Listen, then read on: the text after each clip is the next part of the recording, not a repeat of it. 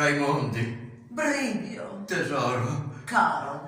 festeggiamo questa Pasquetta fuori porta. Ma certo, amore, guarda, lì c'è la porta. Qui c'è il pianerottolo, meglio di così. E siamo fuori. Siamo fuori di testa. Ma no, non si può.